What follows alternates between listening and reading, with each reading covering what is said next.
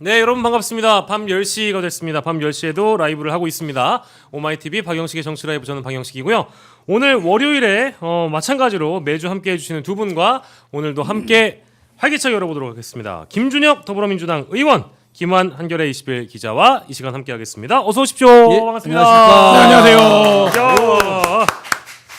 예, 오늘 저희 시작하기 앞서서 사실은 5시 정도였던 것 같아요. 그때 이제 속보가 떴는데 프란체스코 교황 선종 소식이 또 이제 전 세계로 이제 타전이 됐습니다. 혹시 두 분이 기억하시는 프란체스코 교황에 대한 이야기 간단하게만 해주시면 좋을 것 같은데요. 일단 프란치스코 교황께서 그 로마 교황청의 발표대로 성부의 집으로 돌아가셨다라고 하셨는데, 일단 그 교황님의 예수님의 품으로 돌아가신 것에 대해서 이렇게 참 애도를 표해야 되나 기뻐해야 되나 잘 모르긴 하겠습니다만, 저는 프란치스코 교황에 대한 이제 뚜렷한 기억은 예전에 세월호 참사 희생자분들에 대한 위로를 직접 오셨을 때, 그때 정말 매우 훌륭한 분이었구나, 그런 생각을 당시 했었습니다. 예. 고통 앞에 중립은 없다라는 말씀을 하셨고, 저도 그때 취재하면서 그 얘기를, 그날 기사를 쓰면서 굉장히 좀 이게 어떤 영적인 감동 같은 게 이런 거구나. 저는 잘 종교가 없어갖고 잘 몰랐었는데, 이분이 그것 외에도 굉장히 정치적 약자나 사회적인 약자들에게 이제 지원과 연대를 하는 얘기들 많이 하셨고, 최근에는 기후 관련된 문제들한 발언도 하시는 거 보면서 이렇게 교황임에도 불구하고 그러니까 사회의 어떤 변화 같은 거에 굉장히 좀 뜻이 있는 분이구나 이런 생각했었는데, 갑자기 오늘 선종하셨다 그래서 너무 안타까운 마음입니다. 저는 이제 5대째 가톨릭 집안이에요. 예. 저희 집안이 이제 병임받기 때 치명자 집안으로 하여튼 나름 이제 천주교 명문 가문이다라고 하는 자부심으로 이제 자랐죠. 아까 이제 방송 들어가기 전에 우리 작가님하고 이런저런 이야기 하다가 제가 어려서 우리 돌아가신 선친께서 사제를 시키려고 엄청 혹독하게 이렇게 사제 교육을 했었는데, 제가 이제 고등학교 다닐 때 이제 사제는 나한테 아니구나라고 해서 제가 이제 당시 거부를 좀 했었는데, 근데 이제 저희 그 천주교 집안에서 오랫동안 이제 겪으면서 느꼈던 것으로 우리 교황님을 이제 바라볼 때 늘 이제 가난하고 힘없는 사람들을 위해서 베푸는 진정한 이제 사제의 모습, 그래서 그런 모습들이 정말 마음에 와닿고, 특히나 이제 한국에 오셨을 때 맞아요. 우리 천주교의 이렇게 치명당하셨던 많은 그 순교자들, 그분들을 위로하는 미사를 직접 집전하시고 또 직접 그곳에 방문을 해주셔서 저는 더욱더 애틋한 생각을 좀 갖게 됩니다. 네, 맞아요. 그 방한했을 때 생각이 나네요. 그러니까 굉장히 좀 인자한 미소를 갖고 있었던 분이었고, 아무튼 여러모로 참 전 세계의 평화의 뜻을 족적을 또 남겨주셨는데, 애도의 뜻을 밝히면서 저희 이제 본 주제로 들어가 보도록 하겠습니다. 오늘 저희 그 오마이TV에 단독을 쓴 기자가 출연을 하는 경우는 사실 거의 없다라고 봐야 되겠죠. 늦은 밤에 또 초대하기가 쉽지 않은데 늘 이제 먼 걸음 해주시는 우리 김환 기자님께서 저번에 한번 그 출연 못하신 날에 중요한 취재가 있으시다고 하더니, 지난주 월요일 날이야. 지난주인가요? 네, 맞습니다. 지난주에 그 취재했던 게 이제 오늘 단독으로 나온 거잖아요. 지난주부터 저희가 이제 홍준표 후보죠, 이제 후보 관련된 기사를 연달아 쓰고 있는데요. 그러니까 큰 가지는 세 가지입니다. 그러니까 2020년도에 컷오프 됐을 때 홍준표 후보와 당시 이제 무소속이었던 홍준표 후보와 미래한국 연구소가 어떻게 연결되어 있는가. 그때는 이제 대구 수성을 무소속 할 때 고선거, 그다음에 수성을 해서 국회의원이 되고 나서 복당하는 과정에서 뉴스타파 보도를 통해서 이제 명태균을 통해서 이제 복당 타진을 했다는 것 보도되지 않았습니까? 근데 그 사이에 이제 어떤 돈들이 오고 갔는가? 그게 이제 두 번째 주제고요. 마지막 세 번째 주제는 이제 오늘 보도했던 2022년 대구시장에 출마했을 때 미래한국 연구소와 어떤 연결이 되어 있는가? 이 세 가지를 지금 연속해서 계속 보도를 하고 있습니다. 오늘 나온 기사 제목을 보니까 홍준표 쪽 이라고 이제 달아놓으셨더라고요. 그러니까 이게 지금 홍 시장은 아무런 오늘은 민주당이 기자회견을 하면서 뭐 예. 해명을 일부 말도 안 되는 해명을 하긴 했는데 홍 시장 쪽은 일절 이제 대응을 안 하고 있고 명태균 관련 건에 대해서 네. 그리고 이제 이게 오세훈 시장 건도 그렇고 윤석열 뭐 윤건희 부부 건도 그렇고 예. 홍 시장 건도 그렇고 명태균 씨가 일을 한 패턴이 거의 비슷합니다. 그러니까 당사자가 직접 돈을 주거나 이런 게 아니라 예. 돈을 대납해 주는 사람이 있고 그게 예, 후원 회장이든 아니면 정치적인 어떤 동반자든 캠프 총괄자든 있고 그 당사자는 여론조사를 납품받는 거죠. 근데 그 여론조사가 오늘 이제 홍 시장 건 같은 경우에는 불법적으로 이루어진 여론조사였던 것이고 예. 뭐 그런 관계들인데 그렇기 때문에 이제 언론의 문법에서는 이거를 홍준표라고 쓸 수 없고 홍준표 쪽이라고 이제 표현을 하는 거죠. 예. 예. 그래서 저도 이제 그 대목은 당연히 이제 방송에서 여쭤봐야 될 것 같아가지고요. 네. 저희 준비한 자료 하나 있을 좀 띄워주시고 요거에 대한 이제 설명을 부탁드려도 되겠습니까? 네, 이게 일종의 영수증입니다. 그러니까 네.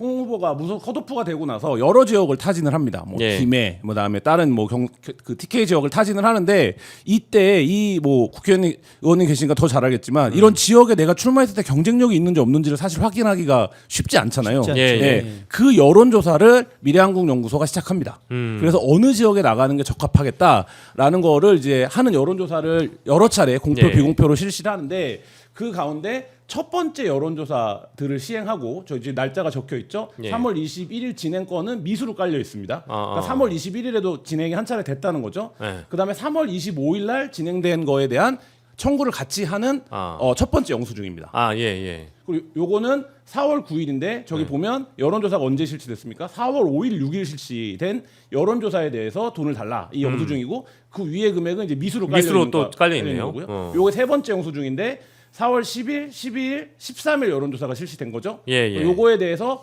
돈을 달라. 그래서 요때 총 이제 실시된 여론조사가 예. 대충 이제 여러 차례 실시를 하다 보니까 예. 뭐 어떤 거는 뭐 좀 싸게도 하고 뭐 이런 과정들을 밟아서 결국엔 5,610만 원 정도의 여론조사가 실시가 됐고 예. 이 비용은 박재기 씨라고 하는 예. 그 최측근 경남 경남도시개발공사 사장을 지냈고 그 밀양공연구소 쪽 관계자들 설명에 의하면 당시에 홍준표 후보 사무실이 9층 건물 6층에 있었대요. 그러니까 이 6층에 가면 늘 박재기가 이제 캠프 총괄처럼 앉아 있었고 자기네 보고서를 갖고 가면 예. 박재기한테 얘기를 하고 이제 홍준표 방에 가서 보고를 하는 과정이었고 돈은 보통 9층에 카페가 있었다고 합니다. 건물 맨 위에. 네. 9층 카페에서 돈을 받았다 이렇게 얘기하고 있습니다.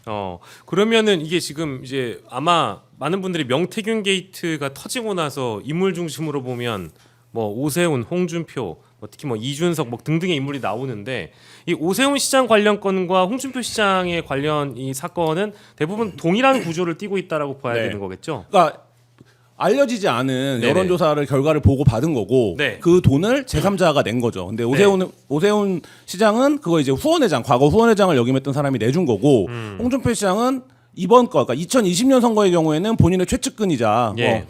이분이 윤석열 정부에서 그 영남 정가에서 사면을 받은 거의 유일한 분입니다. 그 네. 비리 사건에 연루된 자 중에 예. 그런 분인데 이제 이분이 돈을 대납해 준 거죠. 예. 돈의 흐름 그리고 액수가 얼마였는지 이제 그런 대목들은 저희가 보여드린 영수증에서 확인을 할 수 있는 대목이고 실제 여론조사에서 불법성을 확인할 수 있는 부분은 좀 다른 부분이죠. 그러니까 이제 네. 가령 예를 들면 홍준표를 지지하는 당원들의 성향을 분류해서 그 정보를 빼내고 제공했다 이제 이거 아니겠습니까? 그거는 이제 오늘 보도한 건인데 네네네네. 뭐 의원님이 자세히 설명을 해주시면 좋겠는데 네. 일단 당원 명부를 빼옵니다. 당원 명부를 빼오는데 그 예. 당원 명부를 빼온 다음에 그게 문제가 될 거라는 거를 홍준표 측도 생각을 했어요. 그래서 비밀번호를 걸어서 줍니다.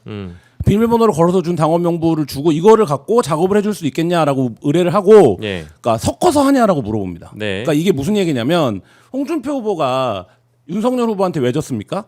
당원 지지세가 약했던 거잖아요. 그러니까 당원으로 가면 홍준표 후보가 TK에서 높지 않은 거예요. 그러니까 일반 국민들은 그래도 홍준표 괜찮지 이런 생각을 하는데 예. 국민의힘 당원 기준으로 보면 홍준표 후보가 경쟁력이 상대적으로 약한 겁니다. 그러니까 어떤 게 필요한 거냐면 당원 중에 나를 지지하는 당원이 표본으로 들어가야 되는 거예요. 그러니까 당원 명부를 받은 다음에 여론조사를 실시를 해서 이 4만 명 중에는 어떤 사람은 당시에 이제 라이벌이 뭐 김재원 후보 이런 사람들이었는데 예. 어떤 사람은 김재원 후보를 지지할 거고 어떤 사람은 홍준표 후보를 지지하고 이게 분류를 합니다. 여론조사를 그러니까 말하자면 빌드업을 해가는 거죠. 그래서 최종적으로 그 당원 중에 홍준표를 지지하는 당원만 추출해냅니다. 그리고 그 지금 이제 증언에 따르면 그렇게 추출된 명단을 USB에 담아서 박재기 쪽에 줬다는 거예요. 그리고 그거를 일반 여론조사를 할 때 일반 이제 말하자면 RDD를 할 때 무작위로 돌리는 것처럼 보이잖아요. 형식적으로는. 근데 거기에 성향이 분석된 우리를 지지할 것이 확실한 이 표본을 심는 거죠. 그래서 그 표본에 전화를 하는 건데 여기서 문제는 이 유출된 당원의 정보가 안심번호로 되어 있는 통상적으로 후보들에게 제공하는 번호가 아니라 보통 0503으로 시작하는 번호죠. 그게 아니라 핸드폰 번호와 성별과 주소가 다 합쳐져 있는 그 명단이었다는 겁니다.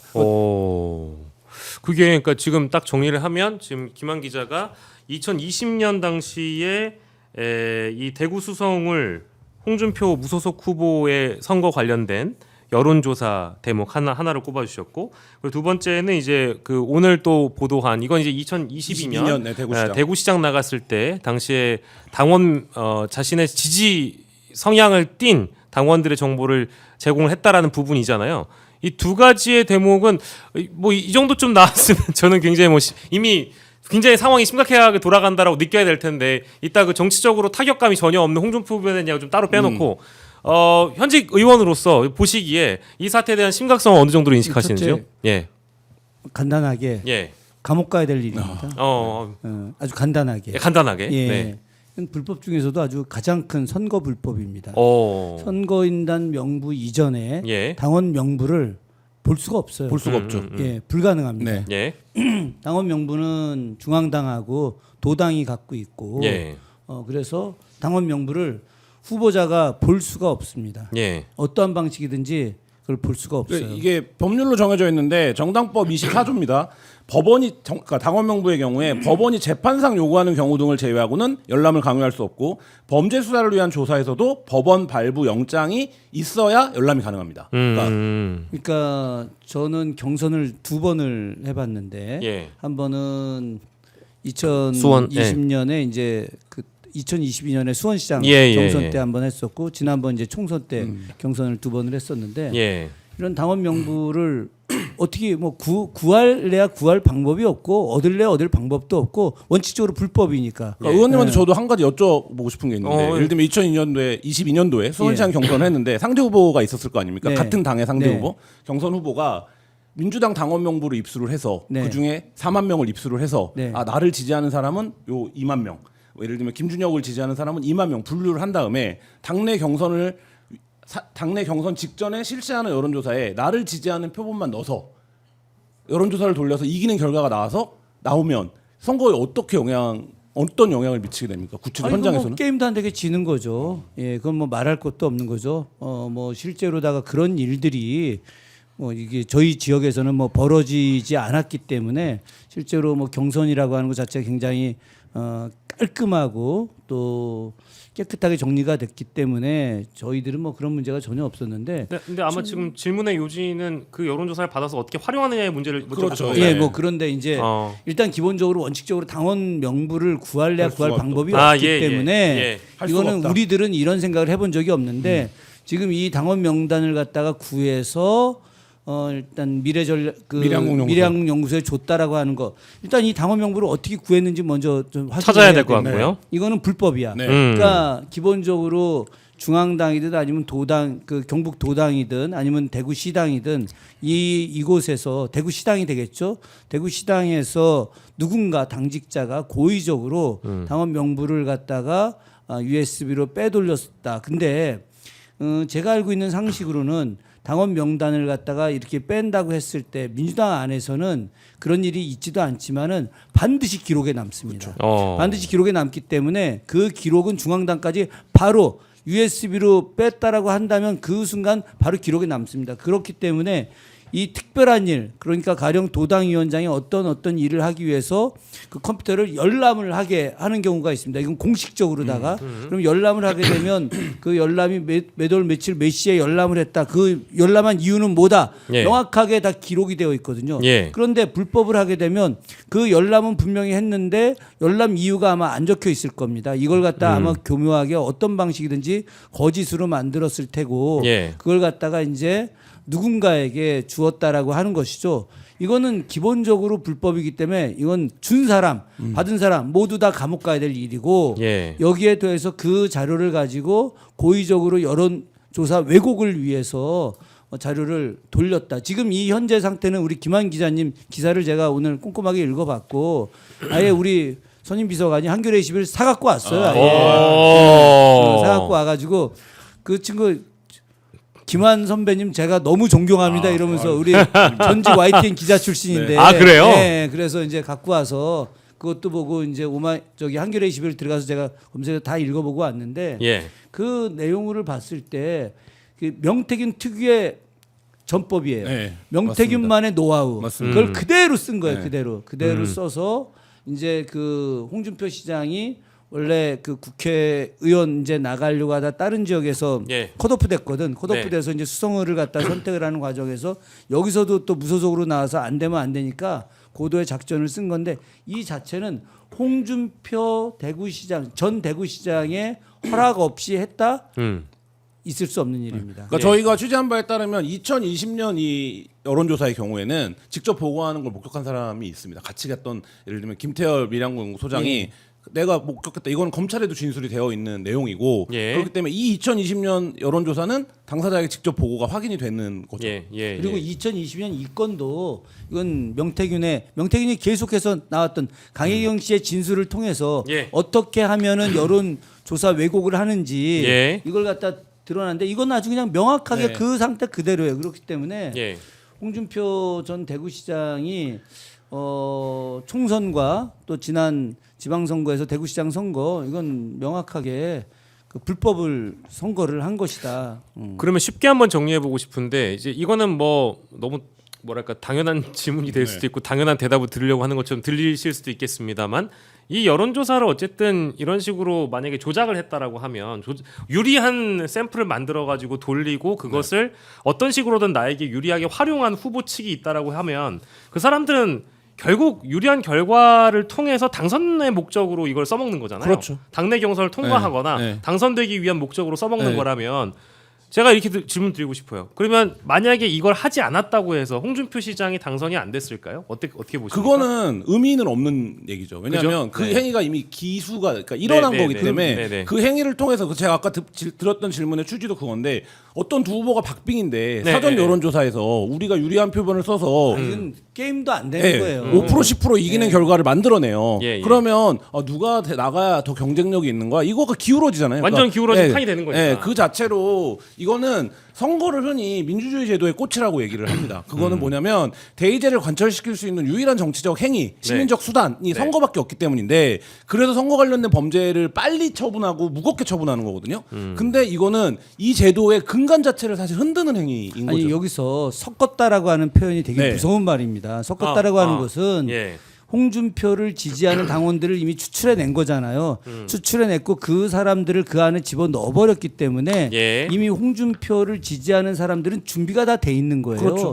준비가 다 돼 있는 상태에서 그 여론조사를 한다. 이거는 그냥 압도적으로 이기는 겁니다. 쉽게 이제 네. 설명드리기 위해서 한겨레 21이 확보한 통화 녹음 파일 그대로 읽어드리면 최 씨라는 분이 강혜경 씨에게 전화를 걸어서 이렇게 얘기합니다. 제가 카톡으로 좀 오래된 거긴 한데 대구 당원 명부 보내드렸거든요. 그걸로 여론조사 가능하죠? 라고 하니까 강혜경 씨가 예 섞어서요. 이 말씀을 지금 우리 김준영 의원님이 해주신 거예요. 그러니까 이제 국민의힘 당원 명부를 일반 여론조사 대상에 섞어서 조사를 한다는 뜻입니다. 그러면 결과가 어떻게 나올지는 뻔한 거죠. 그 샘플이 어떤 샘플인지 우리가 앞서 얘기를 네. 했으니까요. 그래서 최 씨가 이렇게 대답을 하죠. 그걸로 대구시장 것 3명만 넣어서 저번처럼 돌려주시겠어요? 대구시장 김재원, 권영진, 홍준표 들어가 있는 거. 이제 이런 대화가 오고 갔다라는 거죠. 네. 야, 근데 이게 작년 9월부터 해서 쭉 이제 작년 연말 사이에 있었던 명태균 게이트 여러 가지 보도들이 명태균의 여론조사가 어땠고 어떻게 샘플이 오염됐고 이제 이런 보도가 굉장히 익숙하게 있었잖아요. 네. 그때 진짜 깜짝 놀랐거든요. 네. 물론 이것도 놀라지 않았다는 네. 얘기는 아닙니다. 아닙니다. 예. 근데 이거 딱 대화 내용이 딱 보고 나서 그럴 조금 있다가 우리 네네네. 김한 기자님 이야기를 더 듣기로 하고 제가 여기서 한 가지 네네네. 정치하는 사람 입장에서 좀 말씀을 드리면 예. 조금 전에 그 이제 강혜경 씨한테 자료를 줄 때 오래된 명부이지만이라고 이야기했잖아요. 근데 이게 무의미하다는 겁니다. 예. 뭐가 무의미하다는 거냐? 예. 오래됐다는 말 자체가 말이 안 된다는 거예요. 대구라고 하는 지역의 당원들이 크게 변하지 않아요. 그쵸. 예, 수도권 일대는 말입니다. 당원 명단이 그 선거 때마다 6개월 단위로다가 많이 변해요. 그렇기 때문에 오래된 명단이라고 하는 것이 예. 효율성이 좀 떨어질 수 있습니다.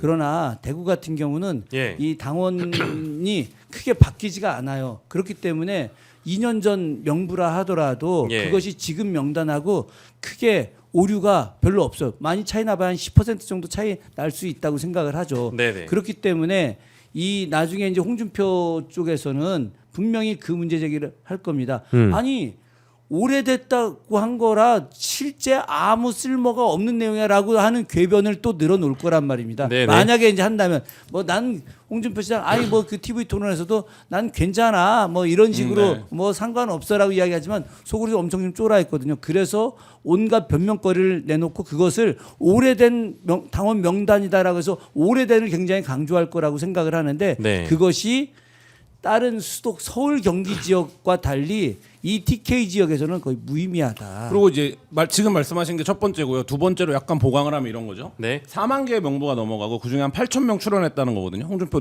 지지하는 사람. 근데 우리가 이 지역 같은 경우에는 보통 500 정도 샘플이 답변을 하면 여론조사를 끝냅니다. 그렇죠. 그러면 이게 응답률이 한 5%대 나오거든요. 그럼 얼추 계산을 한번 해보세요. 한 10,000명 정도한테만 전화를 하면 예. 5%면 500개가 나오는 예. 겁니다. 그러면 8,000명을 내가 이미 근데 역선택 방지 조항이라고 흔히 얘기하는 거가 뭡니까? 국민의힘 당원이거나 국민의힘을 지지하는 사람까지만 여론조사를 하는 거잖아요. 근데 오래전이었다도 당원이었다는 건 무슨 말입니까? 지금 당원이 아니더라도 특히 여긴 대구입니다. 국민의힘을 지지하는 사람들인 거예요. 자 그러니까 그러면 제가 좀 이해를 좀 쉽게 할게요. 예, 예. 지금 이제 굉장히 중요한 이야기 하셨는데 보통 그 우리가 선거를 할 때 제 사례를 들어줄게요. 제 사례를 그러면 이제 이해하기가 네. 쉬울 겁니다. 예전에 제가 이제 수원시장 선거에 나갔을 때 최종 경선 10명이 이제 경선을 시작해갖고 해서, 마지막 네. 2명까지 올라갔어요.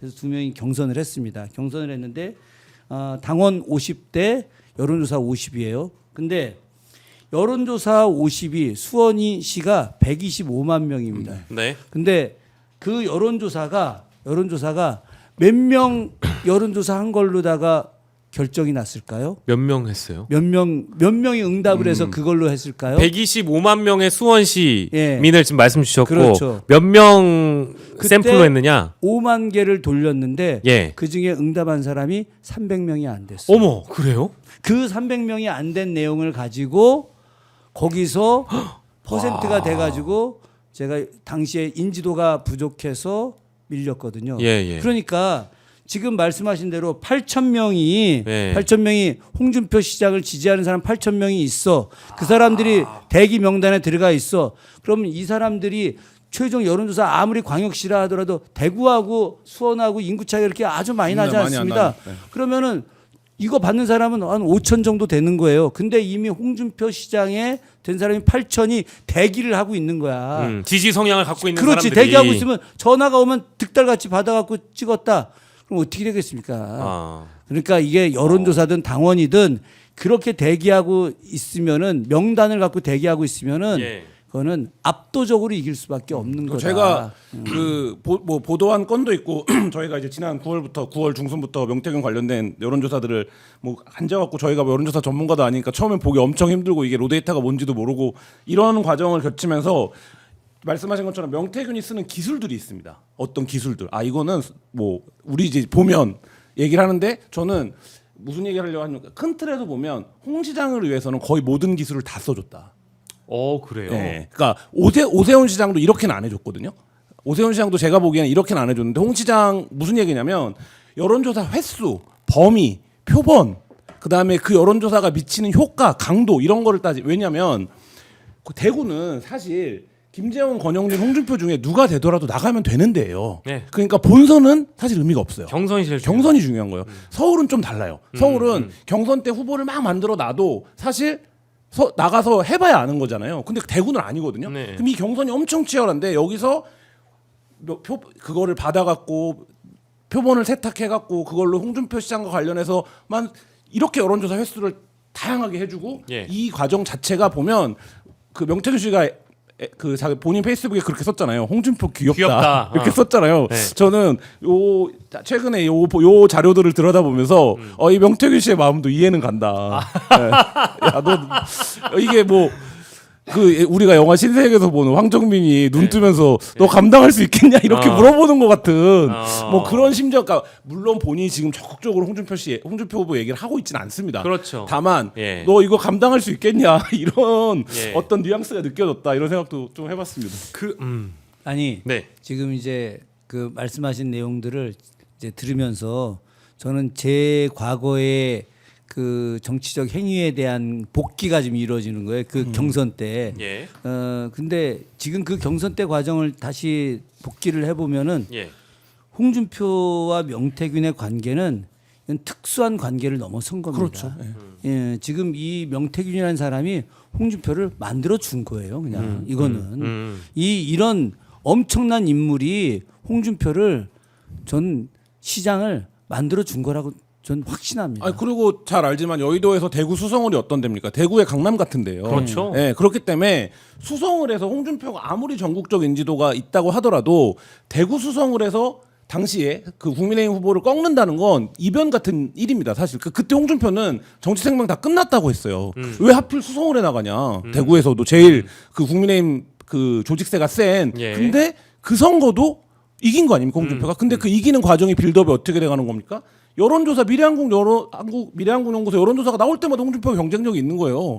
그러니까 이게 플러스 그래 홍준표가 전국적 인물이긴 하지 이게 작동하는 거거든요. 근데 선거를 몇 번 치러보셨지만 선거에서 이게 바람이에요. 그러니까 이거가 바람을 만드는 겁니다. 그러니까 그 바람을 사실 홍준표가 대구에서 출마할 수 있는 연고나 명분이 약했잖아요. 예. 근데 어쨌든 그게 보정되는 과정이 이 여론조사를 통해 이루어졌다. 그게 2020년, 2022년 두 번의 선거에서 작동이 된 건데 사실 제가 아까 모든 기술을 썼다고 말했는데 이 정도의 도움을 받은 후보는 사실 없는 거죠. 지금 저희가 취재하는 과정에서도 예. 국회의원과 시장을 동시에 만들어준 후보는 홍준표밖에 없는 거죠. 근데 이제 선거를 보통 이야기할 때 구도, 네. 인물, 바람 뭐 이렇게 이야기하는데 이거 다 명태균이 다 만든 거야.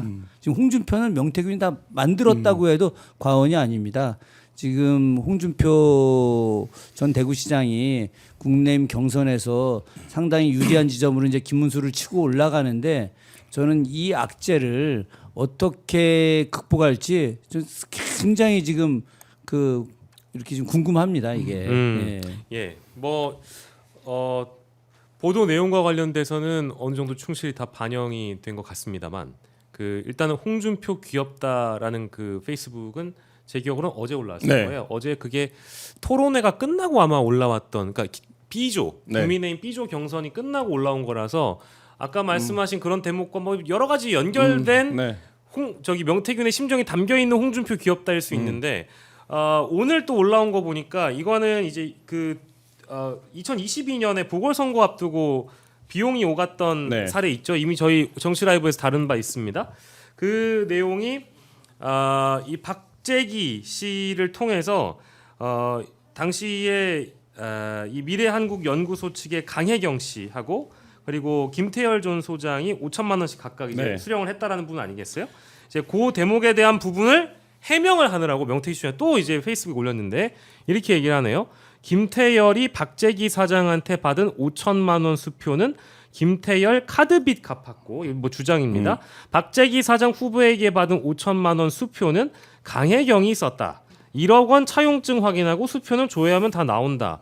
이건 뭐 쓴 표현 그대로니까 여러분 오해하지 마세요. 도둑놈, 도둑년이 공익 제보자라는 식으로 굉장히 강하게 반박을 했는데 이거는 어떤 해명이라고 생각하세요? 우리 부분적 김학의 진실이 있어요. 부분적 그렇죠. 진실. 네. 부분적 진실을 받은 제가 것? 말씀을 드리겠습니다. 5천만 원 강혜경이 썼다라는 건 명태균의 지시로 강혜경이 저 5천만 원으로 김영선 선거 초기 비용을 씁니다. 그러니까 그거는 그쵸, 그건 팩트죠. 그 증거가 제출돼 있는 자료고, 그러니까 네. 근데 저기서 방점을 썼다에 찍으면 예. 강혜경 씨가 집행 그때 그 사무실에 예. 그 회계 책임자였으니까 강혜경 씨가 김영선 선거 자금으로 쓴 거죠. 그거는 명태균의 지시로 네. 썼을 거라고. 김태열 그건 당연히 명태균의 지시죠.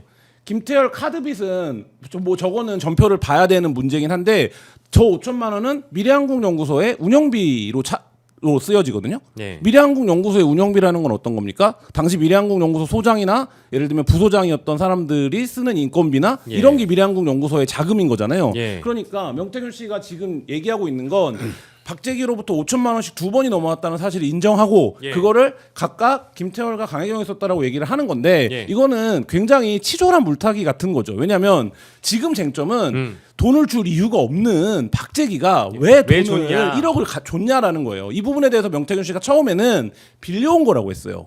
저기서 차용증 얘기가 나오죠. 예. 근데 저희가 뭐 그 녹음도 갖고 있습니다만 차용증을 명태균이 거기 써달라면 써주고 와 이렇게 얘기를 하고 후에 그 전에 공개됐는데 화제가 안 됐던 녹음 중에 하나 뭐가 있냐면 명태균이 뭐라고 얘기를 하냐면 야 그거 돈 안 줘도 돼. 홍준표가 뭐라 그러면 정치자금법 위반으로 내가 고소한다 그래 이렇게 얘기를 하거든요. 그 얘기는 뭐냐면 박재기 사장이 5천만 원 중에 하나의 첫 번째 5천만 원, 그러니까 김영선 선거에 들어간 5천만 원은 홍준표가 여러 지역구로 옮겨 다닐 때 미래한국연구소가 일정 정도 컨설팅을 해준 성격이 있으니 예. 이 컨설팅비로의 명목입니다. 근데 뒤에 5천만 원은 진짜로 받아온 돈이거든요. 예. 그러니까 문태규 씨가 TK 쪽 정치인들한테 그런 이제 말하자면 예. 돈 거래를 희한한 돈 거래를 많이 합니다. 전화해서 돈 받아와 이러면 이제 누가 가서 받아오는 방식인데 예. 그래서 그 돈을 미래한국연구소가 보관하고 있다가 쓴 건데 사실 이 과정 자체가 그러면 명태균 씨의 주장대로라면 지금 저 사건이 알려진 지가 7개월, 8개월째가 되어 가는데 저 돈 거래가 있었더니 몇 년이 지난 거죠? 그럼 박재기 씨가 돈을 달라고 해야죠. 예. 근데 지금 박재기 씨는 이 사건에 대해서 단 한마디도 하지 않고 있고 예. 지금 보도하지 않았지만 박재기 씨가 이 건 외에도 여론조사를 실시한 건이 미래한국연구소랑 굉장히 여러 건이 또 있습니다. 잠시만요. 그 다른 후보권입니까? 아니면 다른 후보권들. 다른 후보권이에요? 네. 그러면 당연히 대구 경북 그렇죠. 영남 지역 예, 쪽에. 경북 지역에. 예. 그거는 아직 기사가 안 나오고 네네네. 확인해가는 단계이신 네, 거죠? 단계에 있습니다. 예. 엄청 날 것 같은 느낌이 좀 드는데 예. 참 뭐라고 얘기할까? 예. 저는 그 개인적으로 예. 2번 선거 나왔을 때 여론조사를 한 번도 안 했습니다. 그러셨어요. 예, 왜 여론조사를 안 했냐면 일단 뭐 돈도 없었고. 명태균 씨를 몰라서 그런 거 아니에요? 그렇네. 예. 근데 여론조사를 안 한 이유가 예. 그 여론조사를 하는 이유 중에 하나가 여론조사를 한번 하게 되면 어쨌든 전화가 돌아가면서 그 사람 이름을 좀 듣게 하는 이런 게 좀 있어서 효과가. 인지도가 그렇죠. 올라갈 수 있거든요. 그런데 그게 이제 한 번 정도에 갖고는 효과가 안 나고 많이 해야 됩니다. 예, 많이 예. 해야 되는데 그래서 그걸 많이 할 그 여론조사 돈이 없어서 그냥 우린 바닥에서 뛰자라고 해서 그냥 전공법으로 그냥 바닥에서 뛰었는데 예. 저걸 보면서 명태균 그 단순하게 그러니까 명태균 같은 사람을 만나지 않고 그냥 그 순수 후보자들이 자기 이름을 알리기 위한 방식으로 하는 여론조사 내용 갖고는 크게 이 선거에 도움이 안 돼요. 그런데 예 별로 없습니다.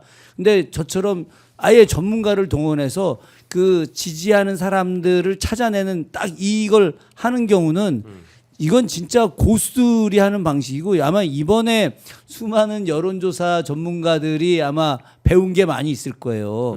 근데 저렇게 해서 돈을 어쨌든 박지기 씨가 분명히 준 거 아닙니까?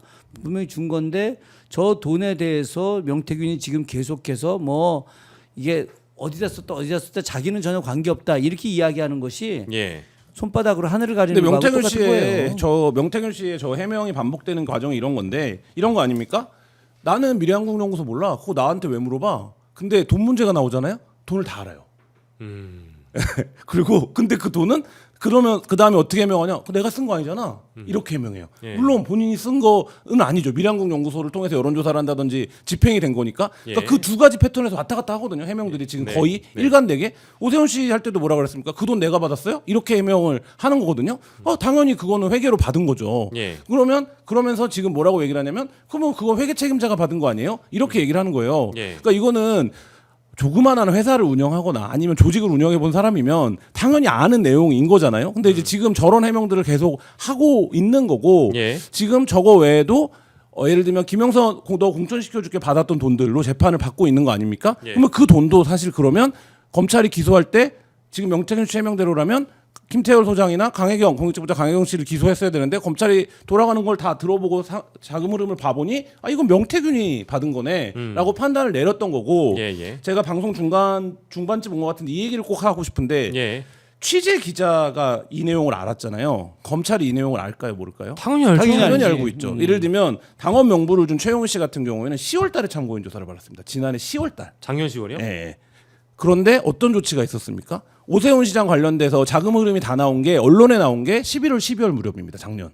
근데 오세훈 시장 관련해서 압수수색 한 번 하고 어떤 조치가 있는 거죠?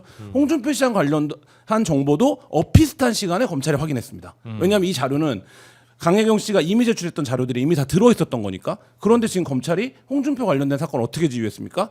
관할이 어딘지 모르겠는데 대구지검에 일단 내려보내고 네네네네. 대구지검 이거 우리가 해야 되는 게 맞나? 대구경찰청에 주고 그 다음에 대구경찰청이 관련 자료에 포렌식을 하겠다는 입장을 밝힌 게 홍준표 시장이 대구시장 사퇴하고 나섭니다.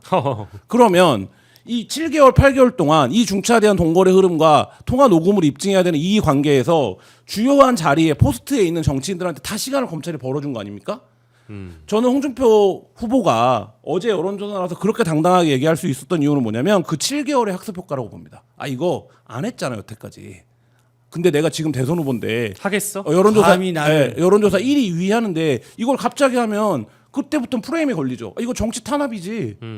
이거는 민주당 벌써 검찰이 민주당에 줄 서는 거군. 이렇게 주장할 수 있는 정치적으로 프레임을 걸 수 있는 시간이 온 거예요. 시간까지. 게다가 오늘만 하더라도 민주당이 이제 공개한 이런 어떤 그 맥락이나 상황 자체가 또 강혜경 씨가 등장하고 이러다 보니까 이거 민주당이랑 짜고 치는 고스톱이다 또 이렇게 나올 거 그러니까 아니겠어요? 그 프레임을 걸어서 빠져나가는 기술을 이미 홍 후보가 쓰고 있고 그러면 그거 자체도 문제죠. 물론 지금이라도 정정당당하게 수사를 하면 되는데 예. 뭐 검찰에게 그거를 100% 기대할 수 없는 상황에서 이미 홍준표나 오세훈이나 명태균과 불법적인 거래를 해왔던 정치인들에게 검찰이 시간을 벌어줬다. 검찰이 이 모든 자료를 다 들고도 여태까지 뭉갰다. 이렇게 볼 수밖에 없는 거죠. 그러니까 이제 형평성에 확실히 문제가 되는 거죠. 강혜경 씨는 검찰에 거의 10번 이상을 가지 않았나요? 15번 그죠? 소환을 그런데 했죠. 지금 오세훈이나 지금 우리 홍 시장이나 검찰이 한 번도 안 불렀지 네, 않습니까? 한 번도 안 이거는 기본적으로 말도 안 되는 내용들인데 이걸 이제 국민들이 오늘 김한 기자님의 이 기사를 통해서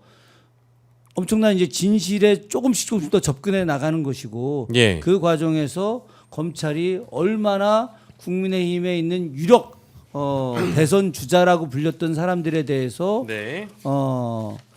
일종의 충성 서약 같은 거, 음. 뭐 그런 표현은 좀 뭐 안 맞을지 모르겠지만 그들을 얼마나 봐줬는지 예. 이건 아주 명확하게 드러난 거죠. 저는 뭐 지난 기사에도 썼지만 굉장히 좀 놀랐는데 지난주에 그 강혜경 씨가 자료를 이미 제출하지 않았습니까? PC 2대랑 이른바 명태균이 사용했다는 PC랑 사무실에서 공용으로 쓰던 PC 그리고 강혜경 씨가 갖고 있었던 외장하드의 SSD 카드 2개를 제출을 했습니다. 예.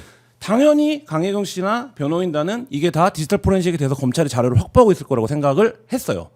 그러고 나서 그거를 돌려받았습니다. 그러니까 이미 제출하고 네. 검찰이 볼 거 다 보고 넘겨받았다. 네, 넘겨받았습니다. 예. 근데 최근에 검찰이 그 자료를 다시 한번 제출해주면 안 되냐라고 얘기를 한 거예요. 이미 제출 받은 걸 또 달라고. 네. 예. 그러니까 변호인이 이거를 왜 다시 달라고 하시죠? 가지고 계셨던 포렌식 다 안 하셨어요? 라고 물어본 거죠. 그러니까 검찰의 대답이 뭐냐? 우리는 그 윤석열 선거 기간으로 한정해서 포렌식을 했다. 그래서 나머지 자료들은 봤지만 없다. 야, 이런 거예요. 진짜. 이게 놀라운 얘기입니다.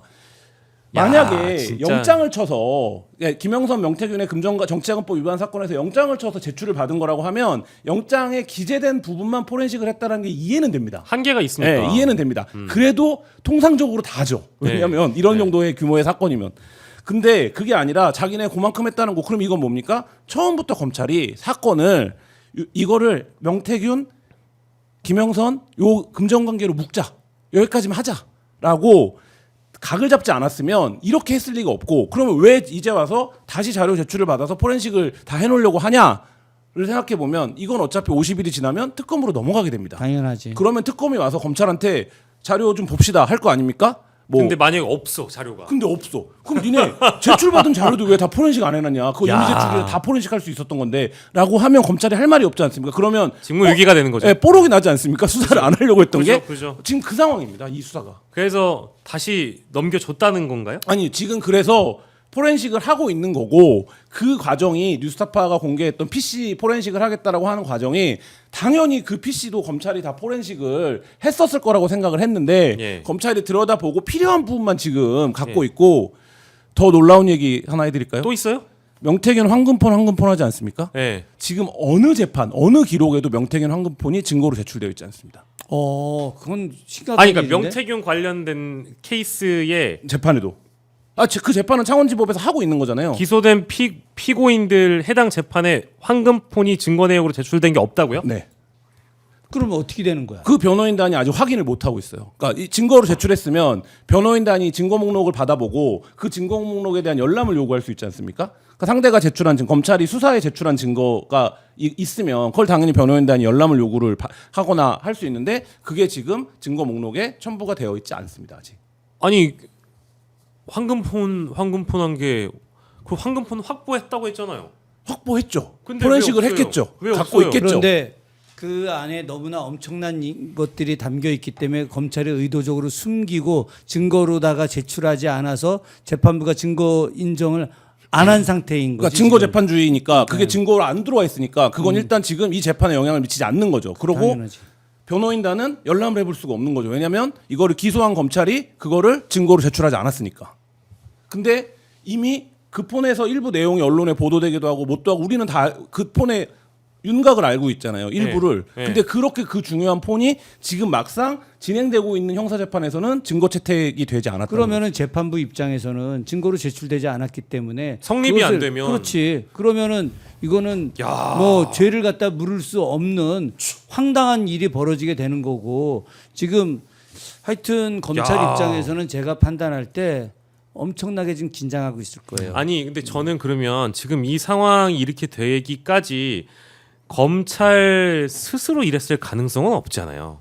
검찰 스스로 자신들이 선택적으로만 뭐 증거 제출을 하고 선택적으로만 포렌식을 했다 이게 아니라 적어도 위에 있는 당연히 라인에서 지위가 있었던 거고 네. 11월 초에 이른바 윤석열 김건희 보고서가 만들어진 거 아닙니까? 검찰 창원지검, 내부에서, 창원지검에서. 네. 그럼 이때는 무슨 얘기입니까? 그때 수준에서도 이미 보고서를 작성할 정도의 증거와 진술이 확보가 됐었던 거예요. 그래서 이 보고서가 만들어졌고 예. 이 보고서가 어쨌든 중앙지검까지 보고가 됐겠죠. 대검까지 보고가 됐겠죠. 예. 그래서 일각에서는 이 보고서를 본 윤석열 김건희가 경로에서 계엄의 트리거가 됐다 이런 주장도 하고 있는 거 아닙니까? 그쵸, 그쵸. 시기적으로 보면 맞아 그쵸, 떨어지고. 그쵸.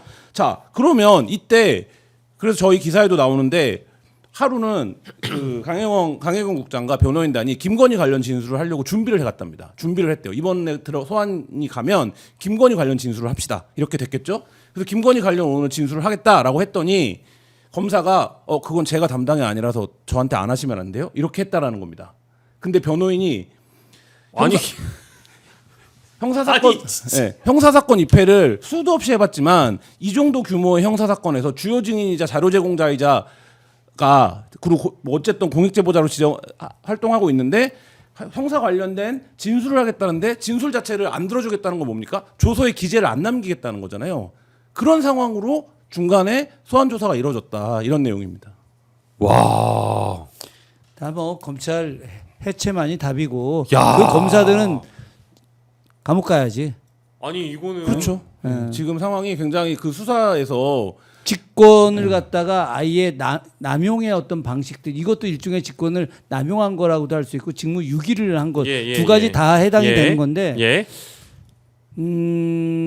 이거는 윗선의 지시 없이는 불가능한. 그건 불가능해 거라고 보여요. 봐야 되죠. 그래서 뭐 강영 씨도 다른 방송에 나와서도 얘기했지만 정유미 창원지검장 탄핵해야 된다라고 얘기를 하거든요. 그러니까 초반에 수사에서는 실무라인의 검사들은 좀 의지가 있는 것으로 보였대요. 그러니까 이것저것 다 하고 할 수 있는 데까지 해보겠다는 얘기도 했고 그 다음에 그거에 기소 다 연명해서 냈던 거 아닙니까? 8명인가 검사가. 예. 그러니까 그때까지 의지가 있는데 이게 꺾인 거죠. 그럼 그때는 창원지검장이겠죠. 그리고 중앙지검으로 땡겨간 이후에 창원지검에서 이미 확인했던 걸 다시 묻는 겁니다. 예. 처음부터 다시. 그런 과정으로 진행이 되는 거예요. 그러고 나서 일부 홍준표 관련된 사건은 또 내려보냅니다. 그러면 창원, 중앙지검, 대구의 사건이 나눠지게 되고 이 과정에서 다시 어떻게 되는 겁니까? 처음부터 다시 시작하는 거거든요. 그 어쩔 수가 없죠. 검사 그러니까 입장에서. 김한 기자님 이제 기사를 읽고 왔는데 지금 대구 경찰서로 내려갔다는 거 네, 아니에요? 경찰서로 내려갔어요. 경찰서로. 야, 근데 너무 충격적이네요. 야. 야, 저는 지금 듣다 검찰 얘기는 너무 충격적이어서 할 말을 잃었습니다. 저희가 일반적으로 검찰이 기소를 선택적으로 하는 거지 네. 수사를 선택적으로 한다. 네. 뭐 이거 같은 얘기라고 느끼실 수도 있겠지만 이게 무슨 얘기냐면 아예 수사 자체를 안 해놓으면 나중에 면피할 수 있는 방법이 사실 없습니다. 그렇잖아요. 왜냐하면 이 정도 규모의 건은 당연히 특검을 가는 건데 지금 특검이 몇 번 그 부결됐습니까? 이번에도 사실은 거의 통과될 네. 뻔했었거든. 네. 그런 상황인데도 수사를 이렇게 해놨다라는 거는 이런 과정으로 전개됐다라는 거는 검찰 수사 자체를 지금 믿을 수 없어서 강혜영 씨나 김태열 소장이 강영장이나 김태열 소장이 직접 증거를 들고 나오고 있는 상황인 거 아닙니까? 이런 증거들이 이미 제출이 됐는데 검찰에서 우리가 이미 진술을 했는데 이게 전혀 이루어지지 않고 있다. 사실은 이게 뭐 약간 좀 다를 수는 있긴 합니다만은 예. 45일 뒤에 대통령 선거 끝나고 나서 그 다음 날 상설 특검을 그 이제 임명만 하더라도 예. 상설 특검에서 이 문제를 굳이 명태균 특검으로 하지 않아도 상설 특검에서 이거 바로 처리할 수 있는 거예요. 그러면 상설 특검이 이 명태균 게이트 관련된 내용을 이제 본격적으로 다 받아가지고 추진을 하게 되면 진실이 다 드러날 거 아니겠습니까? 그래서 예. 이제 관련해서 아까 김한 기자님 말씀대로 검찰이 이거 지들 살기 위해서 지금 이제 막 허겁지겁 지금 이 일들을 지금 하고 있는 거거든요. 이게. 예. 아, 근데 진짜 이게 그동안 이 2년 11개월이라는 윤석열 정부의 기간 동안 단 하나의 특검도 국회에서 통과된 적이 없잖아요. 이게 이제 누구 때문이겠느냐, 뭐 제가 언급하지 않아도 다 아실 거고, 이게 내란 특검만 국민의힘에게 무서운 것이 아니라 명태균 특검도 어쨌든 고구마 주기처럼 또 누군가가 나올 수도 있기 때문에 전격적으로 이걸 막아야 한다라는 어떤 절박함이 그쪽에도 있었을 거라는 생각이 두 가지 드네요. 전선이 다 있는 거죠. 그러니까 윤석열 김건희가 직접 연루된 김영선 공천권이라든지 뭐 다른 공천권이 또 있을 수 있겠죠. 그 윤석열 김건희와의 관계에서의 어떤 그게 있고 한계가 예. 있고 그다음에 변호인단 지금 뭐라고 얘기하냐면 증거를 가장 많이 들여다본 게 변호인단일 텐데 예. TK 어지간한 정치인 다 엮여 있다고 얘기하거든요. 그냥 그러면 이거는 뭡니까? 국민의힘의 기반인 TK 지역의 어떤 괴멸적 타격을 의미하는 거거든요. 그러니까 권성동 원내대표의 말에도 절반의 진실이 있는 거죠. 이게 국민의힘 괴멸법이다 이렇게 얘기하지 않습니까? 명태균 특검법이. 그러니까 거기에도 진실은 있는 거죠. 네. 자, 아까 추가 취재가 더 남아 계시다고 했고 네. 박재기 돈으로 이제 다른 후보 조사를 더 한 사람들이 있다. 네. 영남 지역이라고 아까 말씀하신 것까지는 제가 정리가 됐는데 혹시 그 건도 김건희하고 연관될 수 있는 가능성이 있어 보입니까? 기자들이 하는 일은 사실 이만한 빙산이 있으면 요만큼 파갖고 이렇게 드러내는 방식인 거잖아요. 예. 그러니까 사실 이 전체 윤곽 안에 어디서 어떻게 연결이 되어 있는지는 네. 잘 모르죠. 그건 수사기관이 수사권을 갖고 있는 기관만이 알 수 있는 건데 예. 지금 상황으로 놓고 보면 지금 그러니까 그 87년 이래 이런 사건이 있었습니까? 한 정치 브로커가 예를 들면 보수의 본산에서 국회의원을 만들고 그 국회의원을 2년 만에 시장으로 만들고 근데 그 당사자는 다시 3년이 지나서 대선이 나왔는데 나는 처음에 그 사람을 모른다. 난 그 사람이랑 관계가 나오면 정계 은퇴하겠다라고 얘기를 했어요. 네.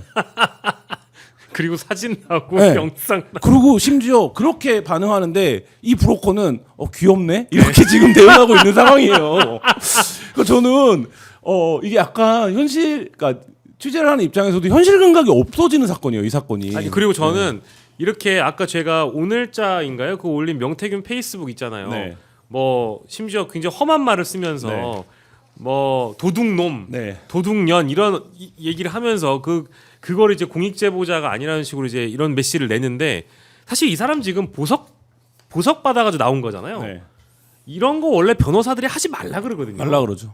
근데 자꾸 이런 식으로 나온단 말이죠. 이러면은 결국 자기 이제 뭐 보석 조건이라는 게 있는 것인데. 아니 이게 판사가 보기에는 자기 재판에 직접 연관된 사람들을 비방하거나 그렇죠. 예, 하는 행위를 하고 있는 거 아닙니까? 네. 그럼 직권으로 다시 구속시킬 수도 있는 상황이에요. 아 그렇죠. 예. 제 말이 그 말이죠. 그리고 명태균 씨가 그렇게 네. 뭐 판세를 읽는데 능하다는 사람이 자기가 지금 어떤 혐의, 어떤 과정이 연루되어 있는지 아는데 예.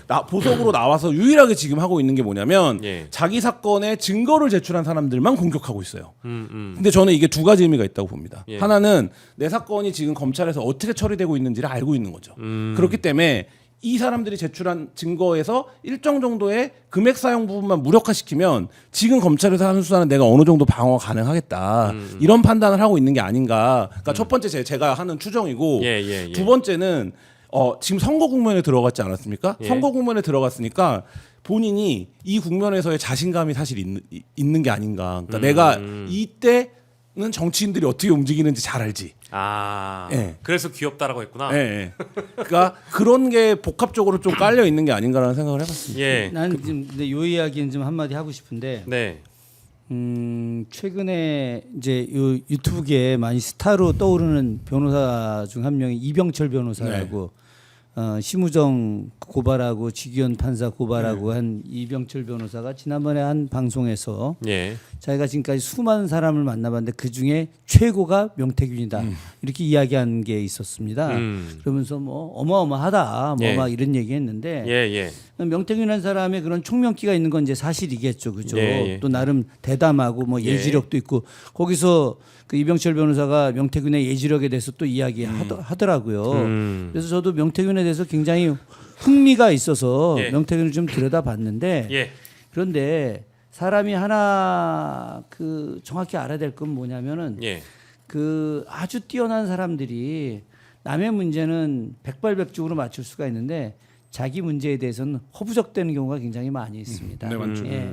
삼국지에 보면 방통 같은 사람들 예. 끝내 결국은 스스로가 자기의 운명을 모르고 죽게 되잖아요. 낙봉파에서. 예. 마찬가지로 명태균 같은 경우도 지금 남들에 대해서 그리고 자기가 너무 똑똑하다라고 하는 자신감 이게 일종의 그 잘못된 판단으로 자신에 대한 과신으로다가 스스로가 몰락하게 되는 과정으로 지금 나가게 되는 겁니다. 예. 과거의 선거 방식하고 지금하고 전혀 달라요. 그리고 지금의 어떤 정치 상황들이 예. 과거 명태균이 핸들링하던 정치 상황과 완전히 다르다라고 하는 것을 본인이 지금 모르고 있는 겁니다. 이게. 참. 그 아까 말씀하신 영남 지역 있잖아요. 네. 그 현역 의원들인가요?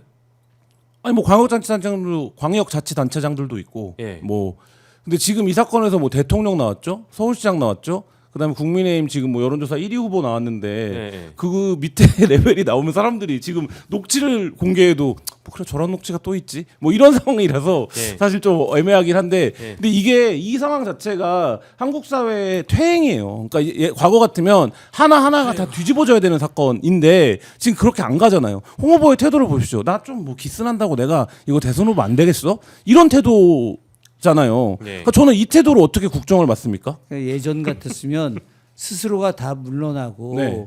그리고 이런 부분들에 대해서 다 정리해서 감옥에 보내야 될 상황들인데 난 이 한국 정치가 어느 순간인가 너무 뻔뻔해졌다. 예. 너무 염치가 없어졌다. 너무 예의가 없어졌다. 이게 이런 상태로다가 과연 정치가 올바르게 나갈 것이냐. 예. 난 정말 걱정됩니다. 저는 한국 사회 이거. 풍경이 진짜 그런 의미에서 살풍경이라고 생각하는 게 법원은 대통령을 사진 촬영을 허락해야 되나 말아야 되나를 갖고 일주일 동안 논쟁을 했는데 그 주말 사이에 대통령은 자기 변호했던 변호사랑 강남의 식당에서 밥 먹은 사진을 알아서 올려요. 그리고 이제 윤버지가 네. 되어 있고. 근데 이게 윤버러지가 아니라 네. 윤버지더라고. 저는 이제 다른 방송에서 윤버러지라고 네. 하고 다닙니다. 이게 무슨 의미가 있는 지금 또 그렇게 말씀하시니까 되게 씁쓸해지네요. 네. 기분이 좀 안 좋습니다. 예. 야, 근데 좀 그럼 스피디하게 가보도록 하겠습니다. 뭐 이제 어쨌든 그 네. 재판 얘기도 해주셨고 했으니까 난 예. 가장 충격적인 방송이고 네네. 약간은 지금 난 방송에서 네네. 느끼는 게 내가 오기 전에 기사를 다 읽고 왔는데 네. 그 기사를 쓴 기자님이 그 기사 내용을 그대로 앞에서 이야기하니까 예. 참 신기하네. 신기하고 의원이 흥미진진하지 않아요. 이게 난 이런 경우가 평생 처음이야. 이게 그냥 텍스트로 읽는 거랑 그 대본이라고 얘기하면 좀 그렇죠. 그러니까 이제 영화 배우가 그냥 대본 낭독해 주는 거하고 실제 난 이렇게 이게 연기하는 거랑 이거를 이 방송을 보는 분들이 느끼기가 좀 어려울 텐데 예. 나는 이 준비하면서 내가 기사를 다 보고 한겨레 신문 그 감사합니다. 원문부터 뭐 예. 다 인터넷 기사 다 보고 왔는데 그게 다 스르르 막 입에서 나오니까 야, 또 감사합니다. 이런 네. 평생에 아마 이런 경험이 난 처음일 거예요. 네, 한겨레 21을 사서 읽어보시면 여러분들도 같은 경험을 하실 수 있다 이런 말씀 드려봅니다. 예, 오늘 윤석열, 윤버지, 네. 누군가에겐 윤버러지, 윤버러지의 형사 재판이 두 번째로 열렸습니다. 자, 그리고 오늘 지귀현이 모습을 드러냈습니다. 지귀현도 함께 모습을 드러냈습니다. 그러니까. 그렇죠. 5분도 안 걸렸어요. 아니 이제 5분은 한 뭐 2분 정도 예, 된 것 예. 같은데요. 예, 제 영상 보니까. 그러니까 제한적으로 영상을 촬영하게 해줬고 저는 이것도 참 그래요. 왜 피고인석이 맨 앞에 빠져야 되는데 왜 변호사 옆에 두 번째 줄에 그러니까 빠지고 뒷줄로 들어가 뒷줄로. 그리고 들어가는 구멍도 저기가 아니고 저 사이드에서 들어오는 게 아니고 저 가운데 문 열고 들어가고 그 대법정의 가운데 나무 문을 이렇게 아래로 열고 들어가고 내가 이 문을 열고 들어감으로 인해서 나는 이제 위증을 하면 안 된다. 그렇죠. 위증을 하면 안 된다. 난 사법적 처벌을 받을 수 있는 대상이라는 그 어떤 모멸감 이런 걸 느끼기 위해서 그 절차를 밟아가는 거고 지하 주차장 건도 아직 동일하잖아요. 첫 번째 재판과 두 번째 재판이. 근데 이 양반이 어떻게 했냐? 지규현이 자 이제 재판을 속행을 해야 되니까 영상 기자분들 좀 남아 계시고 영상 사진 촬영하시는 분들은 다 나가주세요. 했는데 피식 웃었다는 거 아닙니까? 윤버러지님은 무슨 생각하고 있을까요, 의원님? 글쎄. 지금 제가 봐서는 뭐 아무 생각도 없이 아까 그 영상 보니까 김계리 나왔죠? 뭐 네. 뒤에서 막 왔다 갔다 이야기하고 막 그러고 김계리는 또 저기서 또 빨간 옷을 또 입고 나왔더라고. 예. 그래서 난 참 빨간 넥타이하고 빨간 옷 아주 그냥 빨간색으로 같이 가는구나 그런 생각을 하면서 저 안에 있는 사람들의 정신 상태를 난 예. 지금 제대로 한번 보고 싶어요 정말. 예. 그러니까 지금 뭐 이런 장면이 원래는 첫 번째 재판 때 당연히 허용이 됐었어야 되는데 그거 이제 와가지고 허용한 점. 근데 굉장히 긴장한 얼굴이에요. 긴장한 얼굴이고 초조한 얼굴이고 그 예전의 여유가 많이 사라졌어요. 지금은 의도적으로 요 뒤에 약간의 웃음기 있는 얼굴을 좀 하고 김계리하고 대화하는 장면이 나오긴 합니다만은 어느 순간인가 기가 좀 꺾인 얼굴 같은 게 좀 보이지 않습니까? 그러니까 이철우 지사가 대선 나가겠습니다라고 왔을 때 그 얘기했다는 거 아닙니까? 도처에 배신자가 늘어가고 있다. 네. 근데 그 얘기를 바꿔서 얘기하면 뭡니까? 난 고립되고 있다라는 얘기 아닙니까? 그러니까 지금 고립감을 느끼고 있겠죠. 그리고 아니 제가 아까 우리 저 의원들한테 그런 얘기했어요. 일주일 지난 뒤에 아무도 전화 안 받을 거라고. 예, 그러면 이제 일주일 지난 뒤에 가서야 아 내가 이제는 완전히 낙동강 오리알 됐구나 이런 생각을 아마 하게 될 겁니다. 예, 저는 이거 계속 주장할 테지만 하급심 쪽에서는 TV 생중계가 허용된 적이 단 한 번도 없었다고 하는데 뭐 중대한 사건이니까 대법원장이나 대법원 쪽에서 검토를 좀 하셔가지고 요거는 내란범에 대한 재판이므로 국민에게 공개했을 때 이 공공의 이익이 더 크다라는 차원에서 생중계를 헌법재판소 변론기일처럼 좀 해줬으면 좋겠다는 생각은 들고요. 뭐 그건 또 어쨌든 대법원의 입장이 필요하고 지금 민주당 쪽에서는 일단 지규현 판사에 대한 뭐 징계 문제까지 또 거론을 하면서 검찰에게도 주문한 내용이 있습니다. 만약에 이 윤석열 측과 한패가 아니라면 지규현에 대한 기피 신청을 반드시 해야 된다. 근데 그걸 또 검찰이 한다고 해서 재판부가 안 받아들일 가능성도 분명히 있다라는 겁니다. 일단 제가 지난 금요일 날 예. 지기현 재판부 교체 요구 기자회견을 했습니다. 네. 예, 그래서 제가 지기현 판사에 대해서 지금 저런 상태로 하는 것은 국민에 대한 배신이에요. 예. 지금 대한민국 국민들이 윤석열의 내란에 대해서 예. 그것을 극복하기 위해서 얼마나 많은 노력을 했습니까? 그런데 네, 지기현 네. 판사가 윤석열의 내란 연장을 갖다가 부추긴 거예요. 네, 그래서 그렇죠. 헌법재판소의 그 재판 결과를 늦추게 하는데 결정적인 역할을 한 것이고 예. 그것이 대한민국 경제에 얼마나 큰 손실을 주게 됐는지 그건 깊이 생각을 해봐야 됩니다. 넌 예. 그런 측면에서 이번 그 윤석열 내란 상태 또 하나의 악의 축의 하나로다가 지기현 판사를 꼽지 않을 수 없습니다. 예, 저희 뭐 유시민 작가가 오늘 그런 칼럼을 또 썼더라고요. 이제 평생 기억해야 될 이름 중에 하나다. 뭐 죽을 때까지 이름을 부르짖겠다라고 하는 사람이 아마 지규현 판사다라고 이제 그런 칼럼을 쓰셨던 것 같아요. 그 정도로 이제 국민들의 어떤 저 판사를 향한 분노가 분명히 있었다라는 점. 다만 오늘 이 재판에서 의미심장한 발언이 나와서 이걸 일단 소개해드리고 이제 국민의힘 경선 쪽으로 넘어갈 건데요.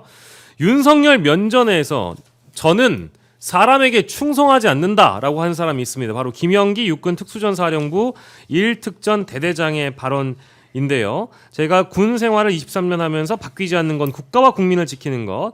난 사람에게 충성하지 않는다. 조직에 충성해왔다. 그 조직은 나에게 국가와 국민을 지키라는 임무를 부여했다. 뭐 이제 이런 얘기를 하면서 부하들을 지키는 발언들을 많이 했고 이제 이 발언이 나온 맥락을 보자면 윤석열이 여전히 재판정에서 궤변을 늘어났다라는 겁니다. 이제 그렇게만 좀 정리를 해드리고 저희가 앞에서 우리 훌륭한 기자 김한 기자의 단독 보도를 이제 충실히 다뤄드려가지고 사실은 요 내용은 오래 안 다루려고 했어요. 특히 국민의힘 경선은요. 다룰 게 별로 없습니다. 저희가 얘기하면 이제 가관이다 뭐 이런. 가관이고 조롱밖에 할 게 없는. 아니 나는 뭐 어떤 장면이 좀 상징적으로 나는 느껴지셨는지. 정치를 하게 된 사람 입장에서 정치라고 하는 것이 사실 국민들에게 굉장히 좋은 영향을 줄 수 있는 거예요. 그 정치를 잘하게 되면 국민들이 행복해질 수 있고 대한민국 경제도 발전할 수 있고 남북의 화해 협력도 될 수 있습니다. 그렇게 되는 과정에서는 정치인들의 높은 수준이 필요한 거예요. 근데 국민의힘 경선을 보면서 저는 절망하게 됩니다. 왜 절망하게 되느냐? 난 홍준표라고 하는 사람이 한동훈이라고 하는 사람한테 주는 질문, 키 높이 구두, 그리고 생머리냐? 왜 보정 속옷을 입는다는 얘기 들리느냐? 이런 질문을 이제 이렇게 이야기하죠. 그게 생머리인지 뭐 보정 속옷 이런 거 질문해 달라고 하는데 그 너무 유치해서 내가 안 하겠다라고 이야기하지 않습니까? 근데 이미 얘기를 했는데요. 그렇지. 난 진짜 이렇게 수준이 떨어지는 유치한 인간들의 내용을 본 적이 없어. 근데 저런 사람들의 대화들을 보면서 저걸 지지하고 환호하는 사람들이 있다는 것 자체가 난 놀라울 뿐이에요. 그것뿐만 아니라 뭐 나경원 의원 드럼통에 들어간 거가 어쨌든 노이즈 마케팅도 마케팅이라고 화제를 불러일으켰다고 그래서 패러디 영상까지 올리고 했는데 행복해하나? 저는 그러니까 말씀하신 그건데 이 내란 이후에 내란으로 대통령이 파면되고 본인들이 배출했던 대통령이 파면되고 치러지는 선거인데 그거에 대해서 어떤 성찰적인 발언이라든지 태도라든지 우리가 이번 대선만큼은 뭐 우리가 공당인데 후보를 안 낼 수 없으니 어쨌든 이번 대선만큼은 이렇게 해보자 뭐 이런 이제 뭐 집단 자정이라든지 결이라든지 뭐 이런 거 정도는 있어야 그래도 뭐 보수도 후보는 있어야 되니 한번 봐볼까? 뭐 이런 텐데 지금 나와서 말씀하신 대로 홍준표 후보의 태도라든지 나경원 의원의 태도라든지 안철수 뭐 의원의 태도라든지 이런 거를 보면 안철수 후보도 뭐 이런 거 아닙니까? AI를 아세요? 막 이런 거 물어보는 거 아닙니까? 아니 그거가 무슨 토론이 됩니까? 그렇게 질문하면? 아니, 내가 토론을 봤더니 홍준표가 이제 AI 관련해서 약간 좀 그 딴 얘기를 좀 한 거야. 그랬더니 뭐 이건 AI 이건 이거고 AI 이건 이거고 막 이제 이런 식의 얘기를 하는데 기본적으로 이런 그 과학 문명이라든가 이것이 대한민국 사회에 어떤 영향을 줄지 전 세계적으로 지금 현재 AI 기술의 어떤 낙후가 대한민국 경제에 어떤 영향을 줄지 이런 좀 높은 차원의 토론을 하고 그것을 쉽게 풀어서 국민들이 함께 공감해서 같이 이렇게 투자하고 발전시켜야 하는데 영향을 주게 해야 하는데 야 도대체 저 사람들은 정치를 도대체 어떻게 배웠나? 그러니까 저는 김 의원님 그래도 차원이라는 품격 있는 저는 차원의 층위를 따질 문제가 아니라 약간 안드로메다예요. 그러니까 이거는 이게 어떤 성격의 대선이고 지금 어떤 구도에서 이 선거가 치러지는 건데 거기 나오겠다고 하는 사람들이 모여갖고 저러고 있나 저는 보는데 이게 전략이 있거나 혹은 기획이 있으면 내가 아직도 이런 정치판의 전략이나 기획에 문외한 것인가 이런 생각이 들 정도로 이게 맞습니다. 지금 무슨 도움이 되는 그래서 경선입니까? 내가 지난 목요일 날 대정부질 끝나고 5분 발언에서 일단 국민의힘 위원정당 하겠다 뭐 이제 이 얘기와 더불어서 국민의힘은 대선 후보 내서는 안 된다. 여러 이제 5분 발언을 좀 했는데 이거 오마이티브에서 그 영상 좀 틀어줘서 보여줬으면 좋았을 텐데 좀 아쉽긴 하네요. 아이고 죄송합니다. 근데 준비를 지금 난 그래도 역사 공부한 사람 입장에서 국민의힘이 아무리 저질 정당이라 하더라도 그래도 과거에 나름의 어떤 그 의미 있는 정치인 되려고 노력했던 사람들도 있어요. 그러니까 사실은 이제 앞에 뭐 이승만 정권, 박정희 정권, 전두환, 노태우 정권 다 뭐 국민들에게 해악만 끼치는 정권이었지. 그러나 그 과정에서도 나름의 어떤 경제 발전을 이루려고 하는 노력들을 한 것 이거는 인정할 필요는 있는데 예. 그런데 지금 이 윤석열 정권이나 국민의힘 정치인들은 국가를 위한 노력이 하나도 없다는 거예요. 하나도 없고 오로지 자신의 이익만 생각하고 다음에 당권을 장악해갖고 지방선거 때 공천권을 휘두르면서 어떠한 이익을 얻으려고 하는지 이거에만 지금 집중돼 있으니까 예. 정말 미치겠는 거죠. 이게. 그러니까요. 이게 이제 저도 정작 오늘 홍준표 후보는 한동훈 후보에게 이미지 정치 그만하라는 그런 조언이었다라는 식으로 뭐 아까 의원님이 말씀해 주셨던 그런 발언들에 대한 뭐 보태기 해명 글처럼 보였지만 정작 국민의힘 토론이 바퀴벌레가 될래 아니면 바퀴가 될래라는 그런 질문이 나오는 지경이라 그러니까 이런 수준으로 정치가 되면 기자 포지션에서 시사 방송 나오면 되게 어렵습니다. 왜냐하면 네. 그래서 오늘 국민의힘 토론에서는 예. 홍준표 의원이 청년의 꿈에서 꼭 물어보라고 했다. 생머리가 맞느냐? 이렇게 얘기해 뭐 이게 뭐예요? 자 그러면 토론은 뭐 더 얘기할 게 없을 것 같고 근데 이거는 진짜 짚어야 돼요. 이거는 아까 우리 김한 기자님이 조금 언급해 주셨는데 나경원 후보 있잖아요. 이거 영상 보시면 이거는 패러디라고 보기에는 좀 어렵고요. 실제로 유권자들이나 지지자들이 혼란을 가지게 만들었어요. 그러니까 즉 콜드플레이가 대통령 올 때마다 우리나라가 늘 대통령이 탄핵돼 있고 공석이기 때문에 실제로 크리스 마틴이라는 사람이 이번에 한국의 공연에서 한국에 올 때마다 대통령이 없다. 드러머 윌 챔피언을 대통령으로 추천한다라고 자기 그 공연에 이제 드럼 치는 분을 얘기를 했어요. 근데 그거를 어떻게 한글 자막을 입혀가지고 했냐면 드럼통 챌린지를 한 나경원을 대통령이라고 언급한 것처럼 영상을 만들어서 꾸몄는데 그 영상에 나경원 의원이 직접 인터뷰가 나와요. 네. 하이 막 이러면서 제가 다음엔 그 공연장에 있었으면 좋겠네요라는 식으로 진짜처럼 보이게 만들었거든요. 이걸 영상을 봤을 때 저는 이게 조작같이 느껴졌어요. 이건 패러디가 아니라 패러디라는 표현을 하기는 좀 어려워. 그러니까 이게 뭐로 시작된 거냐면 안철수 의원의 나니가스키라고 혹시 보셨습니까? 이게 몰라요. 저희가 이걸 소개해드리는 것도 좀 바람직하지 않은 것 같은데 나니가스키라는 영상이 있어요. 네. 일본 애니메이션 그걸 따라한 패러디한 영상이 패러디한 있고. 영상이 있는데 김문수 캠프에서는 뭐 공유 얼굴 해갖고 또 한번 난리가 났었고 이제 그거를 따라하려고 하다가 이거는 거의 조작에 가깝게 영상이 만들어진 거 아니냐. 제가 5년 전에 가짜뉴스 뿌리를 찾아서라는 기획을 한 적이 있는데 기획 기사를 한 적이 있는데 그때 저희가 보도했던 가짜뉴스가 만들어지는 가장 전형적인 패턴입니다. 그러니까 한 80% 정도의 유사성이나 진실이 있어요. 그리고 그 가짜뉴스를 만드는 사람의 정치적 의도가 개입돼서 전혀 그렇지 않은 사실이 다른 사실로 표현하는 게 가짜뉴스라고 그러니까 이건 가짜뉴스죠. 디스인포메이션이라고 부르는데 이게 전형적으로 그런 거죠. 예를 들면 여기서 드러머 윌 챔피언을 대통령으로 추천한다는 거에서 본인이 드럼통에 들어갔다라는 드러머와 드럼의 유사성을 활용해서 나를 지칭했다라고 하는데 그거가 아니라는 거는 누구나 알지만 지금 말씀하신 것처럼 거기에 본인이 직접 등판하고 그걸 설명함으로써 보는 사람 진짜 나경원 언급했나봐. 믿게끔 만드는 거 이게 전형적인 가짜뉴스가 가짜뉴스죠. 근데 이거는 진짜 한번 보셔야 돼요. 나중에 여러분들이 나경원 그 후보의 유튜브에 가면 있거든요. 저도 그래서 그냥 이렇게 기사에 나온 텍스트로만 보면 이게 무슨 내용인지 잘 몰라가지고 그냥 패러디인가 보다 했어요. 근데 보고 나서 이거는 가짜 정보 조작에 가깝다. 서울법대 판사까지 했던 사람이 참 대한민국 나 갑자기 그 영화의 마지막 대사가 생각이 나네. 말죽거리 잔혹사. 옥상으로 따라와요? 아니 그 맨 마지막에 대한민국 학교 엑사라 그래 그거. 아휴 정말 환장한다. 예. 그 이미 국민의힘에서는 이제 이런 영상과 관련된 게 화제가 되긴 했지만 논란이 되면 안 되잖아요.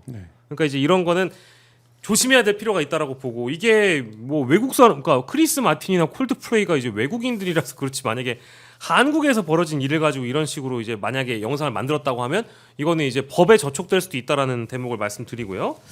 예, 내일 22일이라 가지고 1차 컷오프 결과 나오거든요. 의원님 누가 될 것 같습니까? 저는 뭐 4명 확실하다고 보죠. 김문수, 예, 홍준표, 예, 한동훈, 네. 나경원. 나경원이 들어가요? 나경원 들어가죠. 저는 그 안철수는 떨어질 거라고 생각하고. 아, 네. 김한 기자님도 똑같습니까? 같습니다. 예. 그러면 누가 될 것 같습니까? 넷 중에? 그거는 결선- 뭐 전략적 선택은 있을 수 있다고 보는데 네. 김문수 아니면 홍준표라고 봅니다. 김문수 아니면 홍준표. 저는 그냥 홍준표. 그냥 홍준표입니까? 굉장히 다 유사한 결론이네요. 한동훈이 될 가능성은 전혀 없습니까? 폰만 잡고 끝난다. 아, 그래요? 한동훈이 되려면 레슬링 룰로 세팅을 했어야 되는데 지금 그 룰은 유도 룰이다. 그래서 한동훈이 이길 수가 없는 룰이다. 근데 일각에서는 방금 얘기하셨던 그 생머리, 보정속옷, 키높이 이것 때문에 국민의힘 당원들의 동정표가 있을 수도 있다라고. 아니 그래서 뭐 11시간 만인가 뭐 해서 그 후원금 다 찼다는 거 아닙니까? 네네. 근데 그건 그거고. 그건 그거고. 예. 그래요? 알겠습니다. 뭐 내일 결론이 나오니까 이 내용이 이제 뭐 맞을 수도 있고요. 좀 기다려 봐야 되겠죠. 저는 여태까지 다 틀렸습니다. 그러니까 제가 알고 있는 상식이 12월 3일에 배반당한 이후에 뭐 어떤 예측을 맞춰본 적이 없습니다. 예. 근데 예측은 틀려도 상관이 없는데 지금처럼 이렇게 훌륭한 기사를 쓰시잖아요. 예. 아주 훌륭한. 그럼요. 감사합니다. 네. 짧게 그러면은 그냥 단답형으로 대답해 네. 주십시오. 한독수는 언제 나옵니까? 한덕수는 다음 주에 나오겠죠. 예. 대선에 나온다. 100% 나오죠. 다음 주에 나옵니까? 예. 일단 그 최상목하고 예. 안덕근 두 사람이 미국 갔다 가서 오고. 갔다 오자마자 바로 때려치고 나올 거예요. 아, 그래요? 예. 그러면은 협상이 24일 뭐 예, 2+2 회담이 24일 이렇게 예정돼 있는 저는 걸로 알고 제가 있는데. 봐서는 4월 30일 정도에 때려치고 나서 5월 1일 날 기자회견 하지 않을까 뭐 그런 정도 생각합니다. 예. 지금 우리 제작진께서 주역 전문가이신 우리 김준혁 의원님께서 4월 4일 윤석열 파면 날짜로 그 얘기는 하지 마시고. 한덕수의 출마 날도 그럼 이제 다음 주다. 다음 전 주? 그렇게 보고 있습니다. 아, 예. 예. 김한 기자님은 어떻게 보세요? 저는 쉽진 않을 거라고 봅니다. 그러니까, 못 나온다? 그러니까 못 나온다가 아니라 예. 뭐 조건의 가변성이 있는데 네. 국민의힘 후보의 윤곽이 최종적으로 결정되는 시점까지 미뤄질 것으로 봅니다. 예. 왜냐하면 홍준표로 될 경우에 예. 한이 나와서는 공간이 없거든요. 네. 그러니까 뭐 그거를 최종적으로 볼 거다. 그러니까 최소한 뭐 저는 시기까지는 모르겠고 나온다라고 하면 예. 2강이 되는 시점까지는 가봐야 될 거라고 생각을 하고 그냥 제 판단은 한 4월 30일 정도쯤에 예. 이제 나오고 예. 그 아마 이게 아내의 영향을 많이 받을 것 같아요. 그렇기 때문에 예. 그 날짜를 끊는 거. 네. 가령 이제 4월 달은 30일을 딱 끊고 물론 이제 음력을 적용할 수도 그게 있겠지만 월급 때문에 끊는 게 아닙니까? 월급 때문에 끊는 게 아닙니까? 그러면 이제 5월 1일 이거부터 이제 운세가 바뀐다. 아마 이 그런 거 보는 사람들은 대략 그런 거 되게 중요하게 생각하거든요. 무슨 말씀인지 알겠습니다. 그렇게 해서 4월 30일로 딱 정리하고 예. 그리고 그 뒤에 뭐 좀 뭐 공식적으로는 아니지만 어떤 방식이든지 선언하고 저쪽 국힘의 이제 마무리를 보면서 이제 짱을 봐가지고 이제 계속 권성동이 지금 이제 한덕수하고 이쪽하고 경선하게 해야 된다는 뉘앙스로 계속 발언하고 있지 않습니까? 예, 예. 그러면 그렇게 하겠죠. 그렇게 하는데 결국은 저는 그래도 홍준표다. 네. 그래도 홍준표. 그 왜냐하면 홍준표는- 한덕수가 예. 홍준표를 이길 수가 없습니다. 예. 이저 지금도 이렇게 많은 증거가 나오는데도 불구하고 예.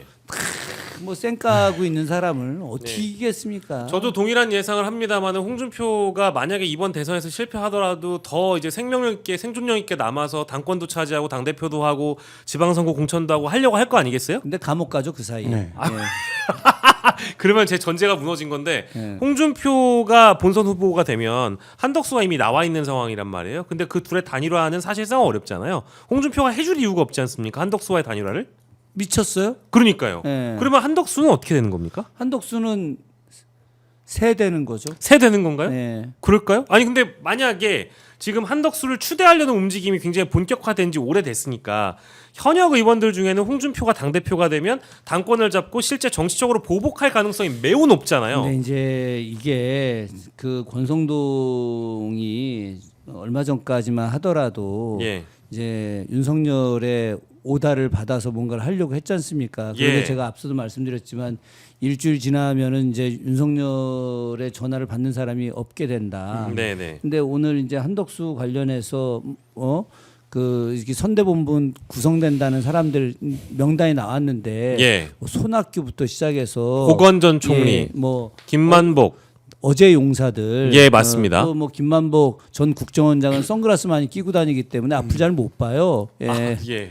예, 하여튼 제가 죄송한 이야기인데 이미 지나간 올드보이들과 함께하기 때문에 예. 올드보이들이 현역판에서 뛰는 사람들을 절대 이길 수 없습니다. 예, 그렇기 때문에 예, 예.